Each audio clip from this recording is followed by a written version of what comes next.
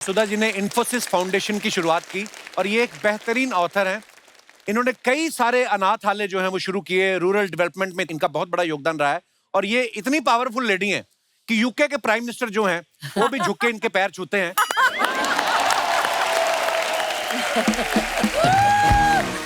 क्योंकि यूके के prime minister जो हैं ऑनरेबल ऋषि सुनक जी, वो इनके दामाद हैं। मैम एक बात बताइए, आप जब कभी यूके जाती हैं तो आपको वीजा लेना पड़ता है कि शादी का कार्ड दिखा देती हैं आप? नहीं नहीं नहीं, वीजा तो लेना चाहिए नहीं। और लेती हूँ मैं। और एक बार मैं गई थी और रेसिडेंस एड्रेस पूछा था। मेरा हिंदी अच्छा नहीं है। बहुत अच्छा है मैम बहुत अच्छी आपकी हिंदी। ओके टाइप है। Okay type. इनकी हिंदी भी अच्छी है, इनकी मराठी भी अच्छी है, इनकी कन्नड़ भी कन्नड़, अच्छी है, अच्छा, मल्टी वाह। इंग्लिश भी अच्छी है। या उस समय वो एड्रेस पूछा, where are you staying in London. मेरी दीदी थी मेरे पास बराबर, और मैंने लिखा 10 डाउनिंग स्ट्रीट। नहीं, मैं सोच रही थी क्या लिखूं क्या नहीं लिखूं। मेरा सन भी उधर ही रहता है, मेरा बेटा भी। उसका एड्रेस मुझे बाय हार्ट नहीं था, इसीलिए मैं 10 डाउनिंग स्ट्रीट लिखूं क्या नहीं उससे पूछ रही थी। और बाद में लिखा 10 डाउनिंग स्ट्रीट। वो that fellow looked at me and said, are you joking? हमने बोला नहीं, सच्ची बोलती हूँ, 10 डाउनिंग स्ट्रीट। उनको ऐसा लगा कि मैं मजाक कर रही हूँ, कि किसी को नहीं पता लगता है कि मैं ऐसी हूँ, 72 इयर्स ओल्ड लेडी हूँ और सिंपल हूँ, इसीलिए वो प्राइम मिनिस्टर की सास नहीं बन सकती हूँ, ऐसा लगा।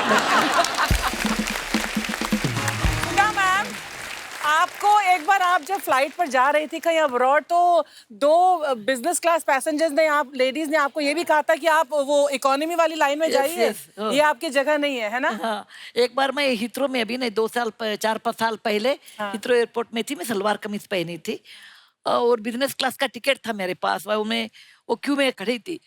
उनको लगा इफ यू वेयर ए साड़ी, आप साड़ी पहन लिया तो, नहीं तो सलवार कमीज पहन लिया तो ये दीदी है, बहन जी है, इसीलिए तो बोल दिया कि बहन जी ये आपका नहीं है टिकट का क्यू, उधर है ना इकोनॉमी, उधर ठहरना चाहिए। मैंने सोचा जरा मजाक कर ले, आपसे सीखा है हमने।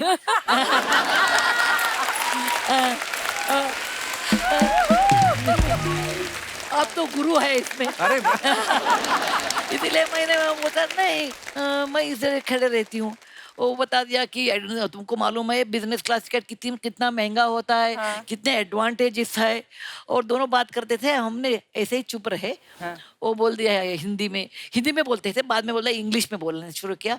अरे कैटल क्लास लोग हैं, कैटल क्लास, उनको क्या पता है इकोनॉमी के लोगों को बिजनेस क्लास माने। अभी एयर होस्टेस आ जाती है, बाद में वो क्यों चेंज करती है, लेकिन एयर होस्टेस आ गई, वो मुझे अंदर छोड़ दिया। और मैं जाके उनको पूछ लिया, मैंने बोला what is cattle class. Class ऐसा नहीं डिफाइन होता है कि आपके पास पैसे हैं आप क्लास होते हैं। अभी इंडिया को इतना सम्मान लाया है मंजुल भार्गव, ग्रेट मैथमेटिशियन है, वो क्लास लोग होते हैं। मदर थेरेसा क्लास होते हैं। अभी हमारे क्लास लोग होते हैं। और हंसी मजाक में आप क्लास है। और एक्टिव में हमारा रवीना जी है। क्लास माने आपके काम में श्रद्धा रख के अच्छा काम करते हैं ना, वो क्लास लोग होते हैं, पैसे में नहीं है। इकोनॉमी क्लास माने कम क्लास ऐसा नहीं। मैम यहाँ पे ना अभी क्योंकि आपके इतने सारे चाहने वाले जो आपको एडमायर करते हैं, मैं आपको खाली एक इन्फॉर्मेशन देना चाहता हूँ। यहाँ पे अगर कोई एक लेडी आके आपसे मिले कि मुझे आपके साथ फोटो खिंचानी है, तो मैं आपको धीरे से बता दूंगा वो कौन है। वो थोड़ा सा ध्यान रखिएगा, क्योंकि आपके साथ फोटो खिंचवा के ना वो आगे यूके भेज सकती हैं प्राइम मिनिस्टर साहब को। भेजने दो। तो वो हो सकता है वो ये भी बोल दें कि ऋषि बेटा मैं तुम्हारी मौसी सास हूँ और मैं शादी में नहीं आ पाई थी क्योंकि सुधा दीदी से मेरी थोड़ी अनबन हो गई थी, लेकिन तुम्हारे प्राइम मिनिस्टर बनते ही सारे शिकवे दूर हो गए। अब मेरा लंदन में 5 रात और 6 दिन का स्टे कर, ऐसे भी हैं हमारे यहाँ पे। Ma'am, he is hinting at me. No. 10 Downing street में रहने जाते हो। आप इसकी किसी भी बात का प्लीज मतलब डोंट बिलीव हिम। नहीं, हंसी मजाक तो चाहिए, नहीं तो लाइफ रुक्ष हो जाता है। हाँ बिल्कुल। देखिए पता ही आप सबको कि सुधा मैम के जो हस्बैंड है श्री नारायण मूर्ति जी, वो इन्फोसिस के फाउंडर हैं।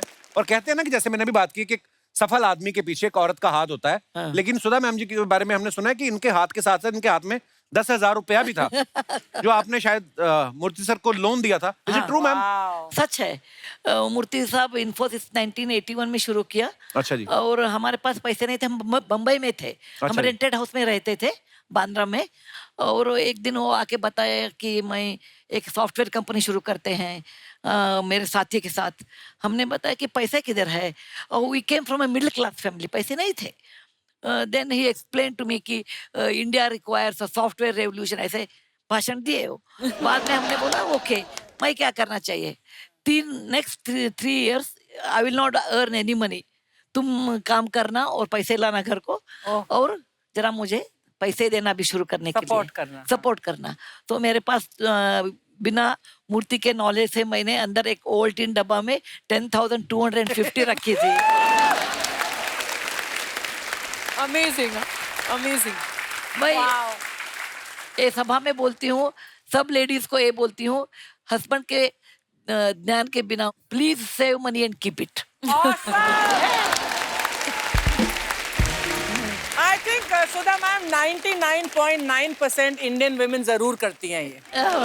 बिना अच्छा है, ये बहुत अच्छा है। वो 10,000 दिया, उसमें 10,250 था, ओनली 10,000 मैंने दिया, 250 इमरजेंसी के लिए रखा था। But I am the best investor in India. वो 10,000 रुपए क्या दिया है, अभी मेरे बिलियन मिला है। तो उसके बाद उन्होंने आपका उधार चुकाया कि बाकी पतियों की तरह कहते सब तुम्हारा ही है सुधा? नहीं नहीं, ऐसा वो किया तो भी हम आंसर देते हैं ना। मैं कुलकर्णी हूँ, बस शादी के पहले मैं कुलकर्णी थी। हम अकाउंट बहुत अच्छे रखते हैं, हमारा डीएन में है। तो हमने बताया नहीं हो, हमारा पैसा अलग, सब हमारा नहीं है, आपका भी रहने दो, लेकिन मेरा 10,000 का वो अलग है। सुधा मैम, ऐसा होता है ना जिसके पास पैसा नहीं है वो कमाने की सोचता रहता है, जिसके पास होता है वो डबल करने की सोचता रहता है। आपको मैंने देखा, आप हमेशा, आपके चेहरे पे की मुस्कुराहट रहती है। खुश रहने का राज क्या है मैम? सीरियस नोट में बोलती हूँ, मैं कभी गरीब लोगों को देखती हूँ, असहाय लोगों को देखती हूँ, मुझे लगता है कि मेरा एक कर्तव्य है उनके पास, मैं कुछ करना चाहिए, वही मेरा मोटिवेशन है। Right. मेरा मोटिवेशन, मैं कभी भी हेल्पलेस लोगों को देखती हूँ, और when I see the difficult situation, मुझे लगता है मन में मेरा कर्तव्य है उनके लिए, वही मेरा मोटिवेशन है। मैं एक डॉक्टर की लड़की हूँ, मिडिल क्लास फैमिली से आई थी मैं, और हमारे घर में सिर्फ किताबें थे, और भगवान ने मुझे, मैं नारायण मूर्ति को शादी किया, उस समय वो अनएम्प्लॉयड थे। अच्छा जी। ओके, मेरे पिताजी ने पूछा, अरे अनएम्प्लॉयड को शादी कर रही है, वो लोगों ने मुझे पूछ लिया, तो मैं क्या बताऊँ, लड़का क्या करता है, सुधा के हस्बैंड बोलो, हमने ऐसे बताया। और नारायण मूर्ति ने इतने सफल उद्यमी हो गए, ये भगवान का दुआ है हमारे पास। क्यों भगवान मुझे ऐसा किया? क्योंकि मैं गरीब लोगों को मदद करने के लिए पैसा दिया है, उसमें मेरा क्या बात, कर्तव्य है। अर्चना जी, I always like your films with a very funny things. I remember Shahrukh Khan and Rani मुखर्जी's first film. कुछ कुछ होता है। कुछ कुछ होता है। You were an English teacher or something. Yes. You did very good job. Thank you so much. देखा Kapil, class वाले लोग क्लास पहचानते हैं। इधर क्या कर रही फिर 5 साल से आप?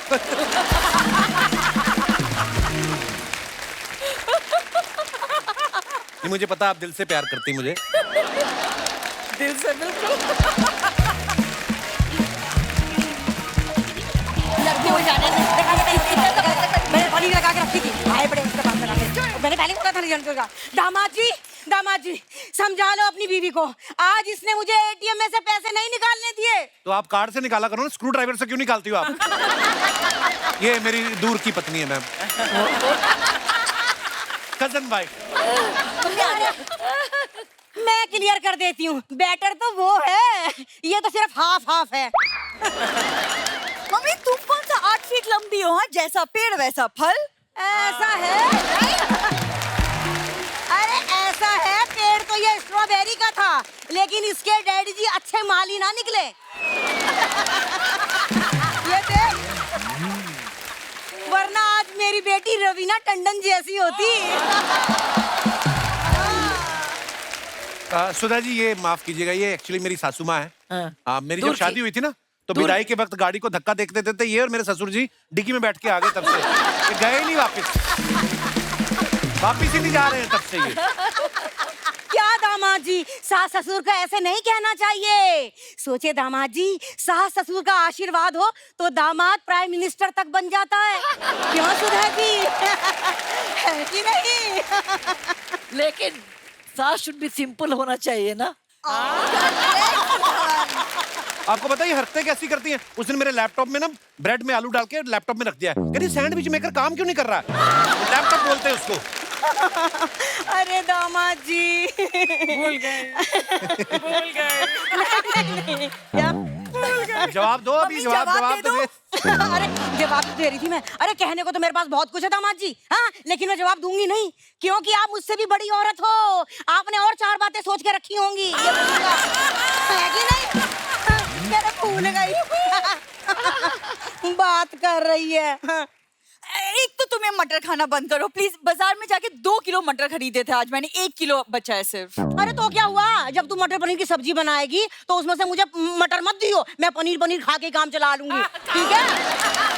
और ना आप पूछ रहे थे ना रवीना जी कैसा हूं मैं, बस ये देख लो फंसा हुआ हूं मैं इनके बीच। रवीना मैम, ये ना आप बैठी हैं इसलिए आपके सामने ये सब बोल रहा है, वरना कॉलेज के जमाने में ये मुझे बोल रहा था चीज बड़ी है मस्त मस्त, इसी की पसंद हूं मैं।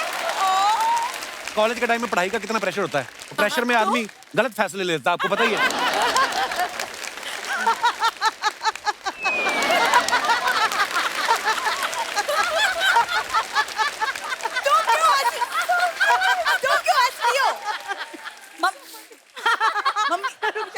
मटर तो नहीं फंस गया गले में? नहीं दामाद जी, मैं ये कह रही हूँ कि दामाद जी ने एकदम सच कहा है, और सच मैंने सुना है कड़वा होता है, और यहाँ तो सच बड़ा फनी है। देखो हुआ क्या रवीना जी, जब दामाद जी से देखने आए ना घर में, तो मैंने दामाद जी के सामने चाय के साथ रख दिया इतना बड़ा समोसा कि दामाद जी जो है समोसा ही देखते रहे, कितना अजीब है, कितना अजीब है, और हमारी बिंदु अजीब पे उसका नजर ही ना जाए। आपको पता है जब इन्होंने इतना बड़ा समोसा ला के रखा ना, तो बगल में ये भी बैठी हुई थी। पहले मुझे लगा ये भी समोसा ही है, और फिर जब ये बोलना शुरू की तब मुझे पता चला ये इंसान है। भगवान, अब मैं क्या बोलूं? क्या बोलूं दामाद जी, अब जाने दो। याद हो तो बोलूं। सुधा जी देख रही हैं आप, एक आपके दामाद जी है ऋषि सुनक जी, हाँ, एक मेरे दामाद हैं किसी की ना सुनक जी, हाँ? है कि नहीं? बस अपनी अपनी बोलक जी। अरे दामाद जी बहुत बोल लिए, आज मेरे आइडल्स आए हैं, मुझे इंटरव्यू ले लेने दो। इंटरव्यू की स्पेलिंग आती है आपको? स्पेलिंग तो मुझे चिल्ड्रन की भी नहीं आती, फिर भी 9 बच्चे हुए हैं कि नहीं? ऐसी बात कर रहे हैं। देखो अरे सॉरी, ये सब करने आई हो तुम यहाँ? लोग बिंदु, मैं एक इंडिपेंडेंट वुमन हूँ, मैं अपनी मर्जी से कहीं भी आ जा सकती हूँ। तो अपनी मर्जी से आप अपने घर क्यों नहीं चले जाती फिर? अरे ऐसे कैसे अपनी मर्जी से घर चली जाऊँ दामाद जी, हर महीने रेंट देती हूँ। किसे रेंट देते हो आप? अच्छा बिंदु, तूने बताया नहीं है? अरे हर महीने 5 तारीख से पहले रेंट लेती है ये मुझसे। अपने माँ बाप से रेंट लेती हो तुम बिंदु? नहीं लेना चाहिए ना दामाद बिल्कुल नहीं लेना चाहिए, माँ बाप से रेंट कौन लेता है? बस हो गया, रिकॉर्ड हो गया, बस यही बुलवाना था आपसे। ठीक है कि नहीं? अब खबरदार जो किसी ने मुझे इस घर से जाने को कहा। अच्छा अब मैं अंदर जाके मटर पनीर बनाती हूँ। अच्छा सुधा जी प्रणाम, सादर प्रणाम, सादर प्रणाम। मटर पनीर की सब्जी बना रही हूँ, बूढ़ी साथ में खा के जाइएगा।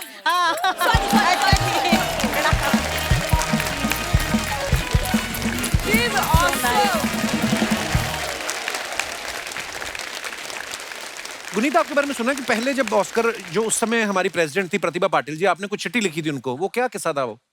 2010 में मेरी एक शॉर्ट फिल्म थी कवि, जो नॉमिनेट हुई और बहुत मन था जाने का। अच्छा जी। और 2009 में ही मेरे दोनों मम्मा पापा की डेथ हो गई थी और मेरे पास बिल्कुल पैसे नहीं थे। मैं दिल्ली छोड़ छाड़ कर बॉम्बे आ गई थी कि यहाँ पिक्चरें करेंगे, जो भी करेंगे यहाँ सबके साथ 4-5 लड़कियों के साथ एक घर में रहना। तो बिल्कुल पैसे नहीं थे, बट अमेरिका जाना था, वीज़ा भी नहीं था। तो मैं रोज ऐसे जिन लोगों के पास पैसा है उन लोगों को मैं ईमेल लिखती थी। तो जिन लोगों के पास पैसा है? और वो भी मतलब ऐसे रिचर्ड ब्रांसन, ऐसे wow. रतन टाटा, मतलब ऐसे ऐसे मैंने ईमेल्स लिखी हैं, उनके ईए, उनके पीआर को ढूंढ ढूंढ के रोज ईमेल लिखती थी। That's amazing. और एक बार ये वैसे एयरलाइंस को ईमेल लिखती थी कि कहीं से कुछ मिल जाए, कहीं से कुछ साधन मिले। तो बड़ा एक दिन फ्रस्ट्रेट होकर मैंने ऑनरेबल मिसेस प्रतिभा पाटिल जी को चिट्ठी लिख दी, वहां से जवाब आ गया कि भाई बता दो तुम्हें क्या चाहिए, मतलब क्या करना चाहते। तो मैंने बोला मैम, मैंने आगे से उनके फोन पर बोला उनके असिस्टेंट को कि I am the pride of India and I would love to attend the Oscars and I want to go there with my team and जो एडी हैं विकास चंद्रा जिन्होंने सारी बनाई, जो लड़का था जो कवि बना था सागर सोलंकी, मैं सबके साथ जाऊंगी, तो I would love to show you the film. ऐसे कैसे फोन पर मांग लूं ना कि टिकट दे दो और एक वीजा का भी जुगाड़ कर दो कहीं से। तो उन्होंने बोला कि ठीक है, तो हम एक राष्ट्रपति भवन में ऑर्गेनाइज करते हैं। तो मैंने बोला हाँ, वैसे तो राष्ट्रपति भवन भी कभी नहीं देखा, तो इसी बहाने तो मतलब राष्ट्रपति भवन में पूरी टीम ले आऊं। अमेरिका तो हम तीन लोग ही जा पाएंगे, हम 24 लोग हैं, पूरा क्रू ले आऊं। तो वो मान गए। फिर हम सब पहुंचे राष्ट्रपति भवन एंड वहाँ पर प्रतिभा पाटिल जी बजट के बीच में थी तो वो नहीं देख पाई पिक्चर, बट वहाँ पर पृथ्वीराज चौहान साहब थे, उन्होंने वो मेरे से मिले और उन्होंने अपने घर बुलाया, उन्होंने मेरी बात सुनी और टिकट्स दिलवाई, उनके ऑफिस ने फ़ोन करके वीज़ा दिलवाया, हमें स्टे दिया, फिर मेरा बारे में आर्टिकल्स लिखे गए। तो ऐसे करते करते और वहाँ जाकर भी मैं सबसे पहले जाते ही बेवरली हिल्स में एक इंडियन होटल में चली गई जिस दिन लैंड की, और वहाँ जाकर मैंने जितने भी वहाँ पर इंडियंस थे, मैंने उनमें से एक आंटी को बोला कि हम लोग यहाँ पर ऑस्कर के लिए आए हैं। तो फिर वहाँ पर बहुत मतलब गाड़ी वाड़ी सब वहीं ऑर्गेनाइज हो गई। तो क्या बात है गुरमीत, मतलब ये सोच भी आना कि मैं राष्ट्रपति को सीधा चिट्ठी लिख दूं। नहीं पता मेरे हो भी गई चीजें। मैं किस्सा सुनाना चाहती हूँ। मेरे ना पापा ने बोला था कि अब तुम 18 साल के हो गए ना, हम तुम्हें एजेंट, लाइफ इंश्योरेंस एजेंट बना देते हैं।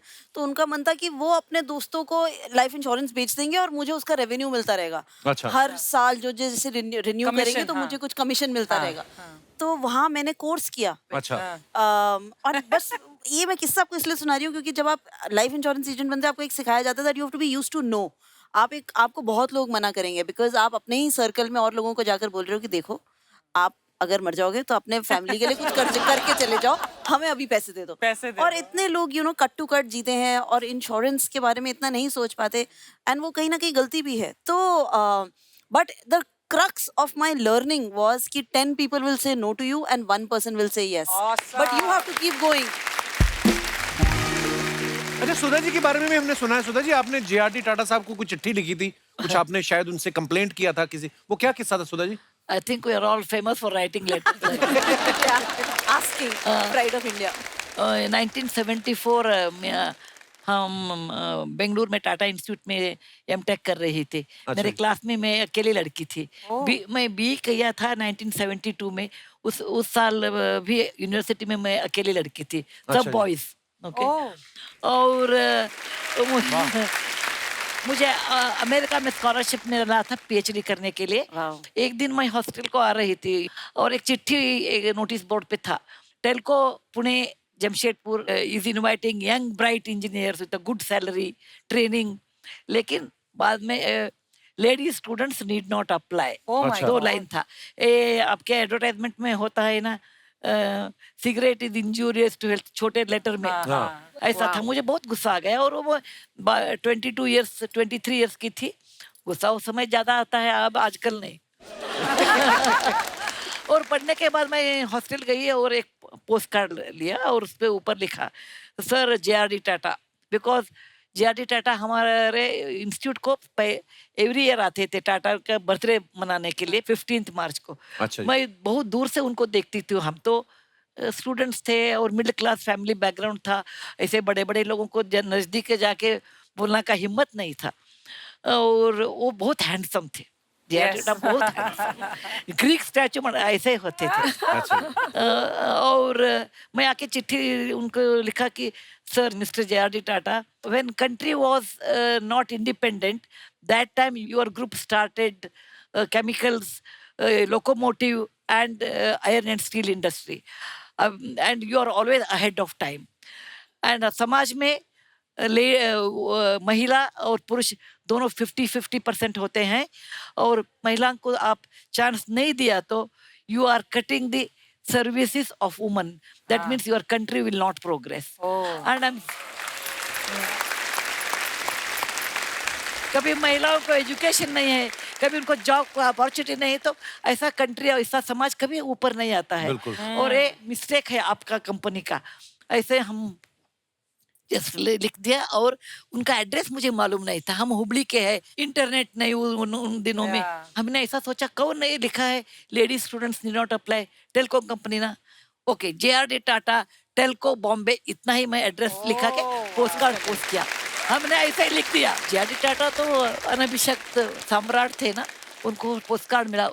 वो पढ़ने के बाद उनको गुस्सा आ गया। वो बुलाया, एक लड़की पूछ रही है ये न्याय नहीं है और ये अन्याय है, ये बराबर है, उसको एक चांस देना चाहिए। वो अच्छा किया तो देखेंगे, अच्छा नहीं किया तो हम ना पास फेल करेंगे। उस समय मैं लेडीज हॉस्टल में थी। उस समय लेडीज हॉस्टल में टेलीफोन नहीं होता था, क्योंकि बॉयज से हम फोन करते हैं। वो सोचते थे बिना टेलीफोन भी पत्र लिख सकते हैं ना। एनीवे, हमें टेलीग्राम आ गया, please attend Telco's final interview at Pune at our expense, first class train ticket. Pune और बेंगलुरु में प्लेन नहीं था उस दिन में। ये 1974 साल है, कितने 50 साल हो गया ना। और मेरे सहेली थे, वो सब PhD करते थे, सब मुझे बता दिया चले आप जाइए, पुणे में साड़ी बहुत सस्ता मिलता है, 30 रुपए को साड़ी मिलता है। हम सब 30 रुपए दिए और एक साड़ी मुफ्त में आपको देते हैं हम, चले जाइए। हम पुणे आ गए, इंटरव्यू अटेंड किया और मैं technically I was very very good, so I could reply all the technical questions. अच्छा। Then I asked them, why are you not taking women? They said, बेटा please understand, you may be very good engineer, लेकिन हमारा plant, एक plant है जमशेदपुर में है और एक प्लांट है पुणे में है। अभी तक एक लड़की भी हमारा शॉप फ्लोर में नहीं है। वो शिफ्ट में काम होता है, सुबह 6, दोपहर में 2 बजे, और वो मर्दों के साथ काम करना होता है और आप अकेले होते हैं। इसीलिए हम बोलते हैं आप R&D नहीं तो PhD में आप बराबर काम कर सकते हैं। हमने बताया, मेरे नाना जी इतिहास के टीचर थे। He told for 10,000 steps journey there's always one step to start. Yes. इसीलिए हमने बोला आप ऐसे बोलते थे, ये जग में कभी भी लड़कियां काम नहीं कर सकते हैं, आगे नहीं कर सकते हैं, क्योंकि one or other day they have to come and you should start that. Then I got the job. Wow, I got the job. बाद में हम हमारे घर लौट गए। I was very friendly with my father. I told my father, देखो हमने एक पत्र लिखा है, पोस्ट कार्ड, ऐसा जॉब मिला। हमारे पिताजी ने हमको पूछा कि आप जॉब लेते हैं क्या? हमने बताया नहीं, हम नहीं लेते, मैं अमेरिका जा रही हूँ PhD करने के लिए। और पिताजी ने पूछा, then why did you write a letter? हमने ऐसे उनको दिखाने के लिए, ladies will not keep quiet, लड़कियां भी होशियार है, ये दिखाने के लिए हमने लिखा है। Thank you. लेकिन मेरे पिताजी ने बोला ये गलत है, ये गलत है। When you open the cupboard and you ask for equality, you must take up the job. Otherwise, you should not talk. बहुत अच्छा एक सलाह दिया हमारे पिताजी ने कि you should walk the talk in your life. What you talk, you should walk. What you walk, you should talk. अभी आप मुझे देखते हैं, आपको क्या, मैं कभी भी झूठ नहीं बोलती हूँ। छोटा झूठ बोलती हूँ, अभी खाना खा के आई, ऐसा बोल सकते हैं, लेकिन झूठ नहीं बोलती हूँ। आपको क्या, मुझे when you look at me, what you see, you get that. That's awesome. There is nothing at my back. What you get, what you see, both are same. तो मेरे पिताजी ने बताया, आप क्या बोलते हैं वो अच्छा नहीं है। Then it was those days, no, it is not my life. हमको मेरा कमरा चाहिए, मेरा स्पेस चाहिए, ऐसा नहीं था। हमने 2-3 दिन सोच लिया, बाद में मेरा एडमिशन लेटर मैंने पढ़ दिया और I took up the job of Telco, the first lady engineer in the house of Tata. Wow. कितनी इंस्पायरिंग है सुधा जी की स्टोरी। तो मैम, जब आप सारे बॉयज थे कॉलेज में, आप अकेली स्टूडेंट, है ना, स्टाफ भी सारा मेल स्टाफ, वो कितना मुश्किल था आपके लिए? बहुत मुश्किल था। 1968 में मैं इंजीनियरिंग ज्वाइन किया और मेरे क्लास में 149 boys are the only girl.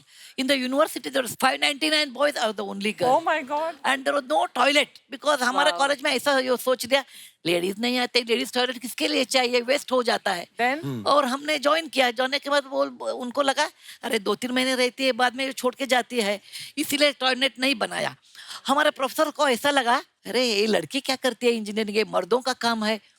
और उस जमाने में 1968 सालों में ऐसा हिंदी फिल्म चलता था हमारे इंडिया में, 100 साल पहले मुझे तुमसे प्यार था, आज भी है, कल भी रहेगा। ऐसा सॉन्ग, नहीं तो तू तू तू ही मेरी देवता ऐसा सॉन्ग, हाँ। नहीं तो मांग के साथ तुम्हारा मांग लिया संसार, ऐसे गाने प्रचलित थे। और प्रिंसिपल साहब ने मेरे पिताजी को बताया, देखिए हमारा 3 शर्त है। नंबर 1, तुम्हारी लड़की साड़ी पहनना चाहिए। मैं 16 साल 17 साल की थी, साड़ी पहनना चाहिए क्योंकि उस जमाने में that is the only dress for woman, no other dress. दूसरा है, she should not go to canteen because boys will be there, she should not eat in canteen. Canteen खराब था वो अलग है।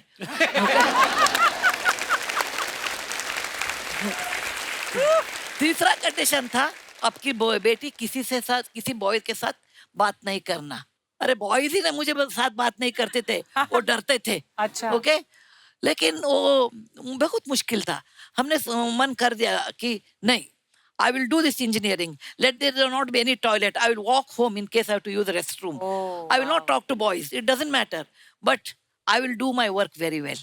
मैंने एक दिन भी छुट्टी नहीं लिया।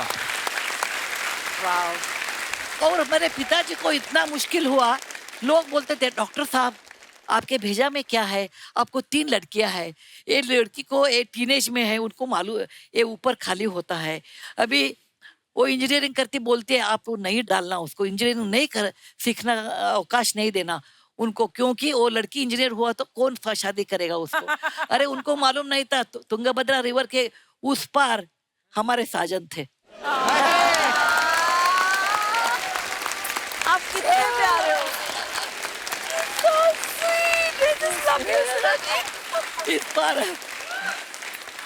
इस पार साजन, उस पार साजन। तो इसीलिए किसके मन में नहीं था, हमारे सब पिताजी के सब लोग गाली देते थे, लड़की इंजीनियर होती है, असंभव, ऐसा संस्कृत में बोलते हैं ना, असंभव, असाध्य, परंपरा नहीं है ऐसा कुछ। लेकिन मैंने किया, पहले सेमेस्टर में मुझे फर्स्ट रैंक मिला। बाद में मुझे लगा क्या बात है। अरे इधर कितने पुरुष लोग हैं, including you should excuse me, women are smarter than men. इसमें कोई शक नहीं है। क्या बात है यार, वाह। बराबर है ना, women are always smart. खड़े होकर तालियां बनती है, वाह। क्या इंस्पायरिंग स्टोरीज है, वाह। देखिए 3 women कैसे हैं। आपकी लड़ाइयों की वजह से हमारे लिए रास्ते बने हैं। वाह। और सेकंड सेमेस्टर में वो सब मेरे क्लासमेट्स आके बोलते थे, सुधा जी मुझे आपका नोट्स देना, सिविल इंजीनियर में सर्वे का ड्राइंग देना। मैं उनके ऊपर तरस खाती थी और देती थी। सर, नारायण मूर्ति सर के साथ पहली मुलाकात कब हुई फिर? नारायण मूर्ति के एक मित्र थे, उसका नाम प्रसन्न, वो मेरे कॉलीग थे पुणे में। अच्छा जी। और हम बस से जाते थे हर रोज काम के लिए, और हर रोज एक बुक लेते थे। Every book has this, Narayan Murthy Istanbul, Narayan Murthy Peshawar, Narayan Murthy Paris. मुझे लगा ये Narayan Murthy international bus conductor है क्या, कौन है?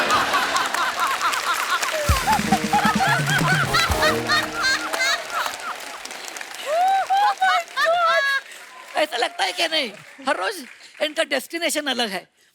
उन्हें हमने पूछा ये नारायण मूर्ति कौन है, वो बता दिया मेरा दोस्त है, वो पेरिस में 3 साल थे, अभी हिच हाइकिंग करके इंडिया आ गए, Paris to Pune, he took almost 6 months hitch hiking.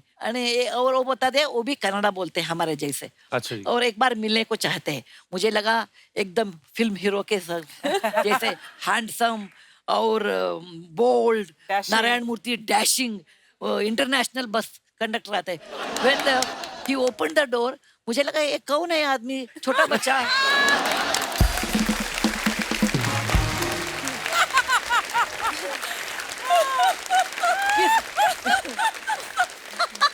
ये बंदा किस कॉलेज का स्टूडेंट है? मैंने बोला ये कौन है, यही नारायण मूर्ति बता दिया। That is my first time meeting with Narayana Murthy. Narayana Murthy शादी में कितने किलोस थे, अभी उतना किलो ही है। Because I am a bad cook, my husband has maintained the weight. वाह यार।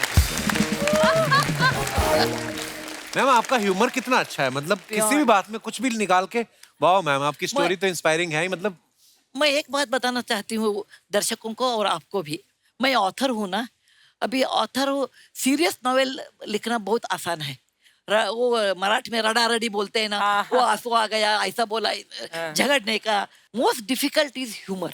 यस, ह्यूमरस नॉवेल लिखना, ह्यूमरस आर्टिकल लिखना बहुत मुश्किल है। इसीलिए मैं आपको धन्यवाद बोलती हूँ, और I always respect you because you find out a humour just like this. अरे मैम, आशीर्वाद है आपका। इट्स पर आप एब्सोल्युटली एन आर्ट। हे भगवान की देन है। बिल्कुल बिल्कुल ma'am. Don't lose it. Losing is 1 minute job. Okay, इतना देखे वो ऐसा है, वो नेगेटिव देखना बहुत इजी है, और नेगेटिव बोल के लेकर हम भी नेगेटिव हो जाते हैं, लेकिन ह्यूमर है ना, लोगों को जिंदा रखता है। बिल्कुल। Keep it up, God's gift to you. Thank you ma'am. और आपको भी, आपको भी। थैंक मैम यू जैसे बड़े सारे सवाल थे जो हमारे दर्शकों ने मुझे बोला कि सुधा जी से पूछना। नॉर्मल आदमी में कोई प्यार मोहब्बत होता है तो लव लेटर लिखते हैं। आप और नारायण सर इतने पढ़े लिखे, इतने इंटेलेक्चुअल, तो आप नॉर्मल लव लेटर लिखते थे कि मोटिवेशनल कोट्स होते थे आपके लव लेटर में? नहीं, मैं और नारायण मूर्ति अलग किस्म के लोग हैं। नारायण मूर्ति कभी हंसते ही नहीं, बहुत सीरियस होते हैं, और इंट्रोवर्ट है, ज्यादा बोलते नहीं। अच्छा जी। हर रोज 4-5 सेंटेंस। अरे नारायण मूर्ति जी, है क्या है, आप इतना बोलते ही नहीं। वो बोलते हैं मेरा और तुम्हारा दोनों तुम बोलते हैं। अभी मेरा कुछ भी रखा है बोलने के लिए। ओके, एक बार उनको बिजनेसमैन ऑफ द ईयर ऐसा अवार्ड मिला, और वो फोटोग्राफर आ गए फोटो शूट के लिए। क्या वो नारायण मूर्ति डजंट स्माइल है, मतलब नारायण मूर्ति को स्माइल करो। मैंने बोला मेरे शादी होके 45 इयर्स हो गए, अभी तक मैं सक्सेसफुल नहीं हूँ, अभी कुछ ट्राई करेंगे। और वो बहुत गंभीर होते हैं। अच्छा। और हम तो हंसी मजाक के लोग हैं। हम तो कभी भी हंसी मजाक मुझे बहुत पसंद है। मुझे सीरियसनेस एक होता ही नहीं।